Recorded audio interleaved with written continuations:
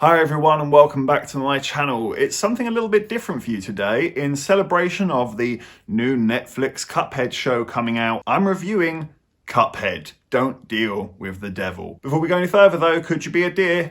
Hit that like button and hit that subscribe button. It really does help me and the channel massively, and we thank you if you do. Cuphead is an old-fashioned platform shooter in the style of that early 30s and 40s animation. The rules are simple. All you have to do is shoot and beat the bosses. 3 lives and you're out. No checkpoints. And it is fucking hard. I mean, seriously.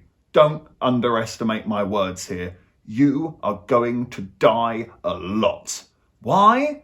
Because it is fucking stress-inducingly hard. But that being said, I absolutely love it.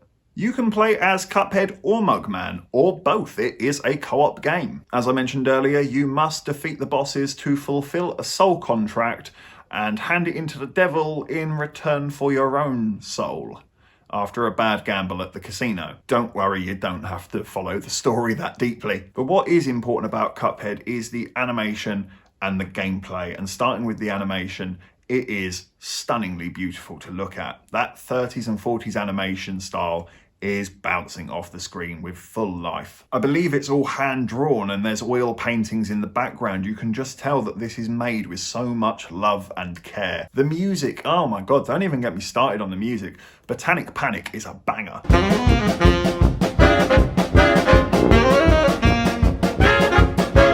Considering that you die a lot, you're going to be hearing those songs a lot, and I never got bored of any of them. Maybe one. There's one on the gun and run level of the circus. I can't remember the level, but that one did start getting in my head a little bit, like. But apart from that one, oh my god, they're just great catchy tunes. They'll be stuck in your head for hours after playing it. This game kind of feels like a time traveling machine in that sense, because it is so dedicated to recreating that style.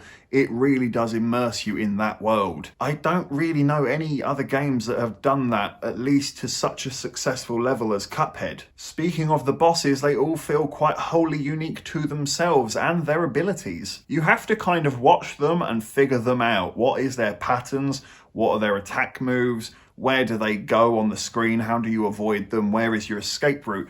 It is absolutely a game of trial by error. But with each error, you should learn from that mistake and memorize the pattern and figure out the next stage, only to then fail again because you're now in uncharted territory and you don't know what to expect. But you go again and you get it. Eventually you will get it. And that's where the beauty of this game kind of lies.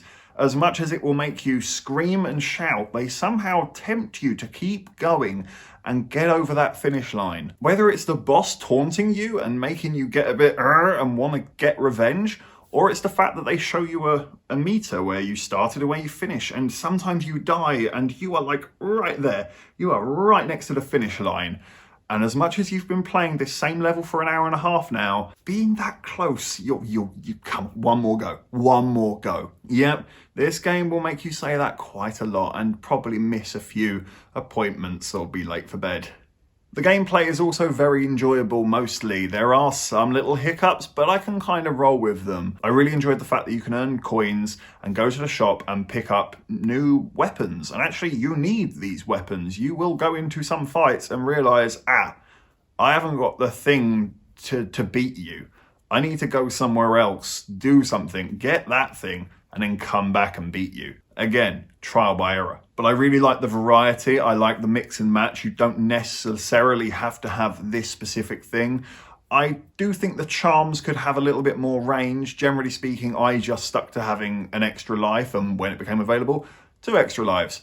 Lives are very important in this game. I'm just gonna need them, so give me the lives. If the other charms were a little bit more tasty or tempting, that could have been good. But my issues with the gameplay are that of pretty much old school platformers. Sometimes enemies are here and you're aiming diagonally and it somehow just doesn't quite line up. You know what I'm saying? It's quite hard to do things at an angle in this game, shooting down and things like that. It's not the easiest. If you want to do that, you kind of have to lock into position and aim. It's not so easy to do it on the move, and you kind of need to keep moving in this game. So yeah, that wasn't my favourite thing.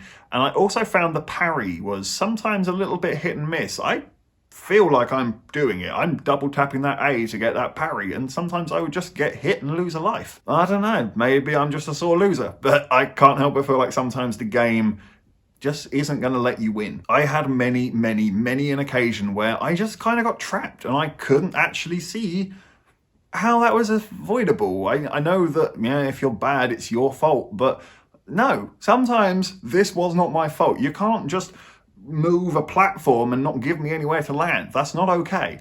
This game will turn you into a gambler. You lose and lose and lose again, and yet you just keep saying one more turn. But the upside to this, though, is there is no real loss, except to your pride when a fucking mermaid and her electric eels are toasting you every 5 minutes. But because of that insane difficulty, Cuphead is truly one of the few games where I felt a real sense of achievement upon beating a level. I genuinely punched the air in relief, both out of happiness and the pure fact that I never have to suffer that misery again. Who'd have thought such a bizarrely fascinating cocktail of brutal punishment and teasing sweet nothings could be so entertaining and lifting for your mood? I mean, what do you get for your troubles? Some Xbox achievements and 100% on the game? So why go through it? Because it's the pride you can take in your own gaming capabilities to say, I may suck at gaming, but I did beat Cuphead, and that ain't no joke. This game will bring the best and the worst out of you. It will bring the best out of you in the sense that you won't give up and you will be determined to see through your goal. But it will bring out the worst in you because you will be kicking and screaming and throwing your toys out the pram in the process. This game is like therapy. You go through such a range of emotions while playing it. I guess this is the gaming equivalent of screaming into a pillow. Cuphead is a fantastic game that if you haven't played it, I absolutely recommend you pick it up, but do not be fooled. It is extremely hard. The animation style is so memorable and enjoyable. I love the fact that this game is just doing something that nobody else is doing anymore. It's unique, it's memorable, it's a lot of fun, and it really does feel like an actual sense of achievement upon beating the damn thing. But do not be fooled, this is a torturous slog to get through at times. I'm gonna give Cuphead Don't Deal with the Devil a 9 out of 10. It is so close to getting the 10. I actually kind of juggled around between the two. I couldn't really decide. And the only reason I can't give it the 10 is, can I really give something a 10 out of 10 if literally just 2 hours ago I was telling it to fuck off and taking a 5-minute break because I needed to cool down from it?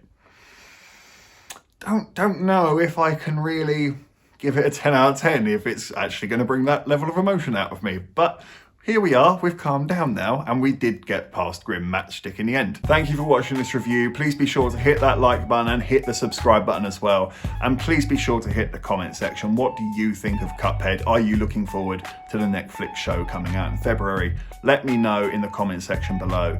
Take care, and I look forward to seeing you on the next review.